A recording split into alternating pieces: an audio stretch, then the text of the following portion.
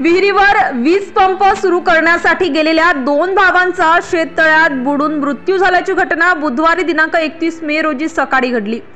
प्रेम गोपाळ ढेपले वय वर्ष 15 व प्रतीक गोपाळ ढेपले वय वर्ष 12 असे मृत भावांची नावे आहेत। निफाड पोलिसांनी दिलेल्या माहितीनुसार निफाड येथील गोपाळ जयराम ढेपले यांची नांदुर्डी रोड लगत शेतात वस्ती आहे।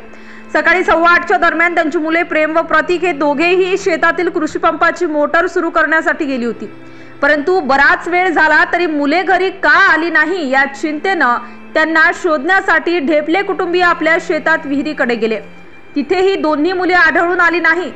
संपूर्ण बातमी पाहूया त्याआधी HPN न्यूजला नक्की सबस्क्राइब करा आणि बेल आयकॉनवर क्लिक करून नोटिफिकेशन्स मिळवा। त्यांनी इतरत्रही त्यांना शोधण्याचा प्रयत्न केला तेव्हा शेती शेजारील शेततळ्यात दोन्ही मुलांचे मृतदेह आढळून आले।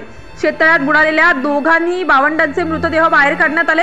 मुलांचे मृतदेह पाहून कुटुंबियांनी एकच हंबरडा फोडला। कुटुंबियांचा आक्रोश पाहून उपस्थित सर्वांचे डोळे पाणावले।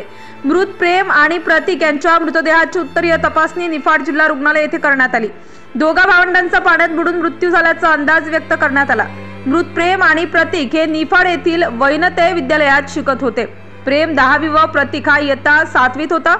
गोपाळ ढेपले यांच्या वडिलांचे निधन 3 महिन्यांपूर्वीच झाले होते। 3 महिन्यांच्या कालखंडात वडील जयराम आणि 2 मुलांना गमवावे लागल्याने गोपाळ ढेपले यांच्यावर व कुटुंबियांवर दुःखाचा डोंगर कोसळला आहे।